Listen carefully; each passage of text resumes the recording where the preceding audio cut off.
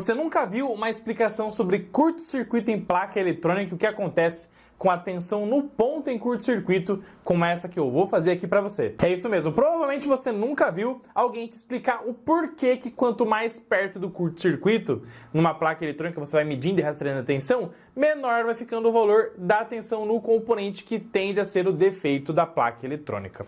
E isso é fato, tá bom? E eu vou mostrar para você o passo a passo porquê que lá na placa eletrônica, quando você vai rastreando as tensões, quanto mais próximo do curto, menor vai ficando a tensão de forma espetacular e passo a passo. E para me ajudar, eu preciso de uma coisa de você.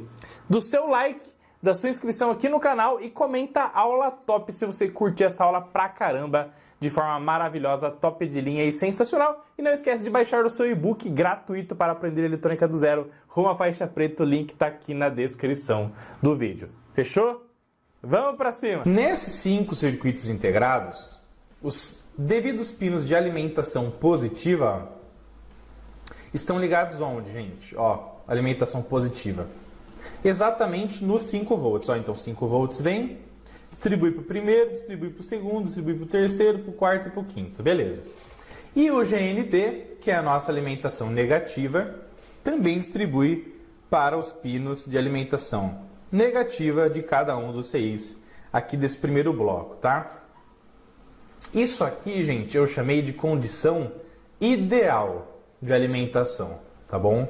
O que é uma condição ideal? A condição ideal de alimentação é aquela que você despreza as perdas na distribuição dessa alimentação entre os circuitos integrados, tá bom? Ou seja, eu desprezo a queda de tensão nos cabos, nas trilhas da placa eletrônica, tá bom? Então seria o melhor dos casos possível. Como que fica a condição real de distribuição da tensão numa placa eletrônica? Os 5 volts vai ter então uma primeira ligação do polo positivo ao ponto de alimentação do primeiro CI, correto? Essa trilha aqui vai ter uma resistência, que eu chamei aqui de RT21, tá bom? Esqueça o número, tá bom? O importante é você lembrar que RT é resistência de trilha, tá? Eu coloquei um ohm para deixar tudo arredondado para ficar mais fácil as nossas análises, tá? Então, ó, um ohm representando essa trilha, aí daqui para cá mais uma trilha, mais um ohm, daqui para cá mais uma trilha, mais um ohm, daqui para cá mais uma trilha, mais um ohm, daqui para cá mais uma trilha, mais um ohm. Perfeito? E a mesma coisa acontece no negativo. Então, ó, negativo, mais uma trilha, mais um ohm, mais uma trilha, mais um ohm, e assim sucessivamente. Bom, esse 1 ohm, ele impacta muito na distribuição. Vamos dar um play aqui para analisar, ó. Passando os microamperes pelos resistores que significam as trilhas da placa, qual que é a queda de tensão em volt aqui, ó? Tendendo a 0. Tá bom? Inclusive eu posso pegar e parar aqui, ó, e transformar o volt em microvolt, ó. E aí sim ele vai marcar um valor aqui, ó, 20 microvolt, tá vendo? Só que 20 microvolt é 0,000020. Então na conta total não faz muita referência, não é relevante esse número, tá bom? Mas nessa primeira página, o que você tem que lembrar? Que existem resistências nas trilhas e que circulando corrente elétrica por elas vai ter uma queda de tensão, mas se tudo estiver em bom funcionamento, ou seja, CIs com alta resistência vai circular baixa corrente, a queda de tensão acaba sendo insignificante nesse momento, tá bom? Quando vocês estão em bom funcionamento. Então, meus queridos, como a nossa querida corrente elétrica sempre tende a ir para o caminho mais fácil, circular pelo caminho mais fácil, o ponto central, onde todos os elétrons, ou a maioria deles, vai buscar circular, é pelo curto. Então, olha só que show de bola incrível e sensacional.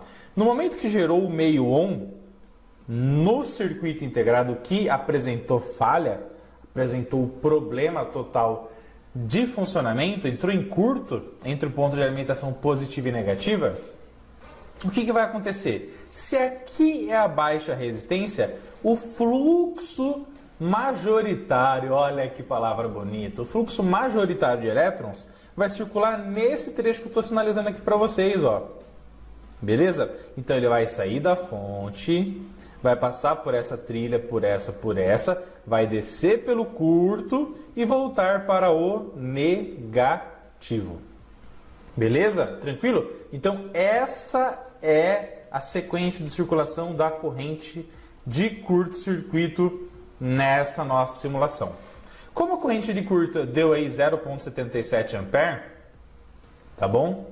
O que você tem que entender? Que 0,77 A vai passar por esse resistor, por esse, que são as três primeiras trilhas de cima, vão passar pelo curto, vão passar pelas três resistências de baixo e fim de papo, beleza?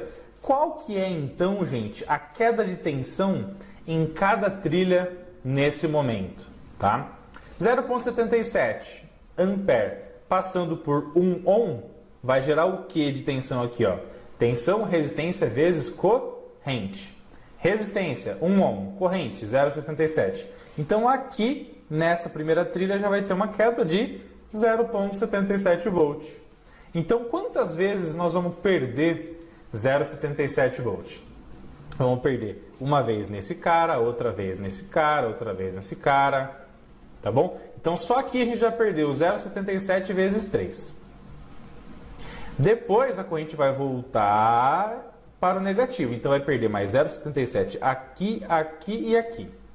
Ou seja, você vai ter uma queda de tensão, tá bom? Se a gente arredondar para 0,75, vai, 0,75 daria 1,5 volt em 2, 2,25 em 3. Perfeito? 2,25 mais 2,25, qual aqui é a parte de baixo? 4,5. Ou seja, resta apenas meio volt, ou próximo a isso, né?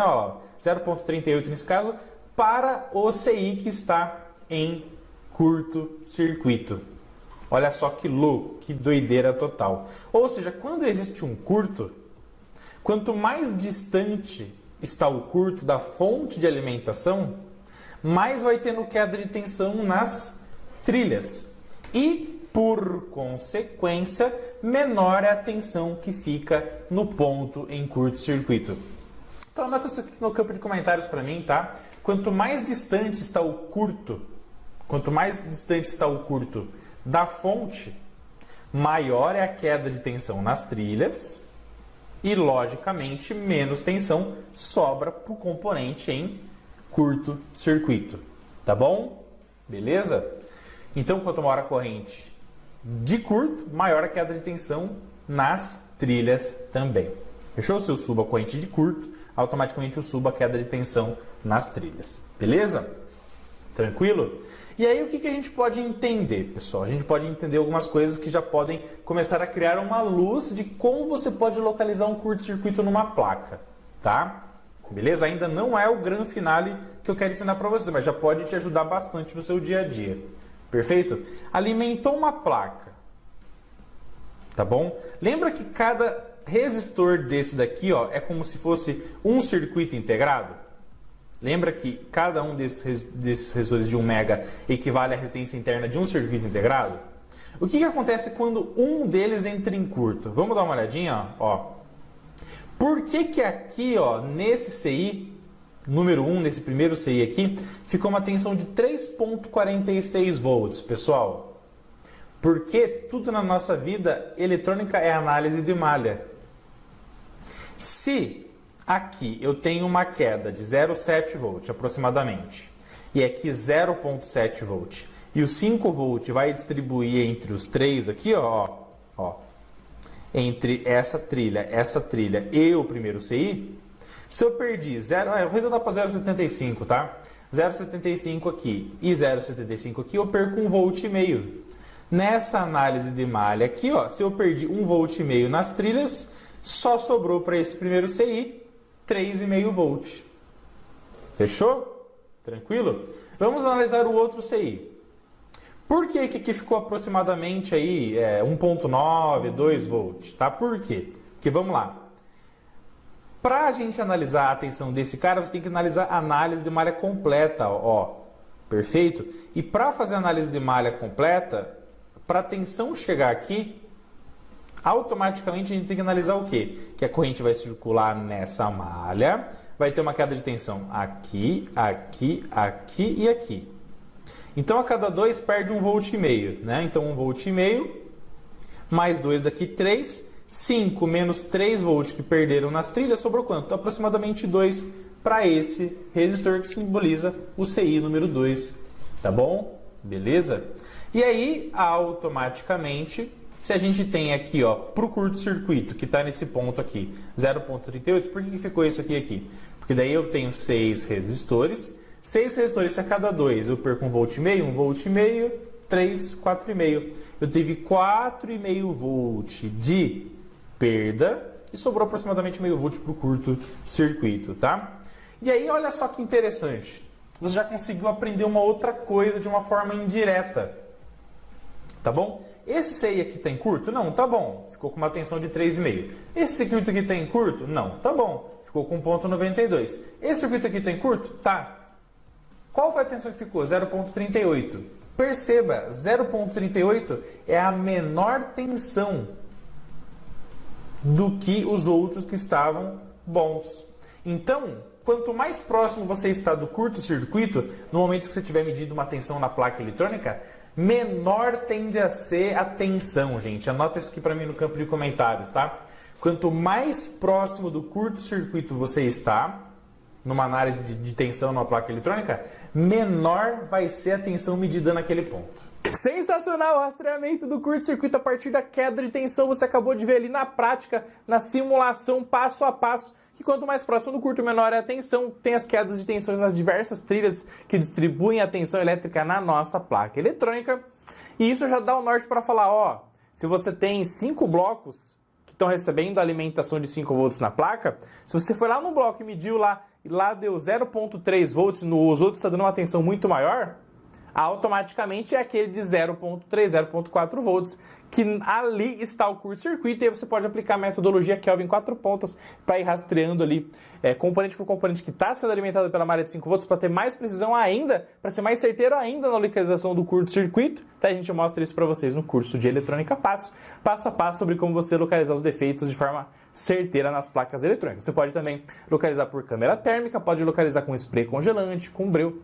Tá bom? O mais importante é você achar o defeito, não sozinho, mas acompanhado da família Eletrônica Fácil. Não esquece de baixar seu e-book gratuito, o link aqui da descrição do vídeo, e também fazer o nosso curso completo para aprender eletrônica não sozinho, mas acompanhado da família Eletrônica Fácil. O link está aqui na descrição também. Comentário fixado, um abraço, se inscreve no canal, like. Se chegou até aqui, comenta eu cheguei no campo de comentários. Vejo vocês nos próximos vídeos. Um abraço, tamo junto, fique com Deus e vamos pra cima. Até mais!